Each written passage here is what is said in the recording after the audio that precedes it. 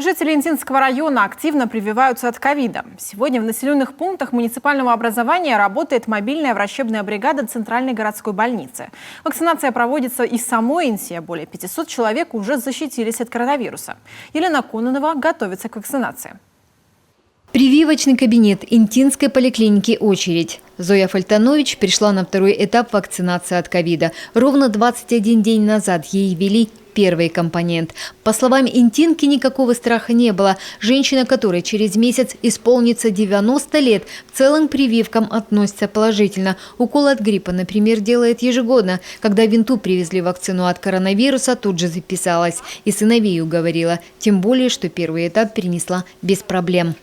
Я старалась ничего такого тяжелого не делать, ни полы не мыть, ничего. Поэтому перенесла. В день через прививочный кабинет проходит по 40-50 человек, бывает и больше. Перед уколом обязательно проходят осмотр врача. Прививка проводится двухэтапно, с интервалом 21 день. После первой прививки чувствовала себя очень хорошо, практически никаких не было изменений в самочувствии, поэтому с радостью дождалась второй прививки и надеюсь, что теперь я защищена. С начала пандемии коронавирусом заразились около 600 интинцев. Более 20 человек умерли. Сегодня ситуация при Полярье значительно улучшилась. Но тем не менее продолжают фиксировать новые случаи заражения ковид. Дежурная медсестра инфекционного отделения Центральной городской больницы Елена Серова призывает всех привиться от коронавируса. Только так можно обезопасить себя. Медик работает в той самой красной зоне, где лежат больные ковидом. В мае прошлого года она сама подхватила заразу.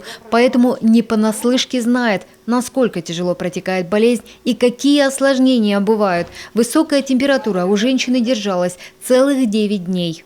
Наверное, я сначала испытала чувство страха, я вам честно скажу. Я заплакала, у меня прям даже руки-ноги затряслись. Думаю, все, вот это, наверное, конец. Потому что я видела, как люди к нам поступали тяжелые, то есть уходили из жизни.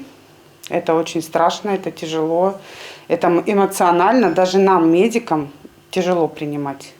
Остановить пандемию можно, если иммунитет к болезни приобретет большинство жителей страны.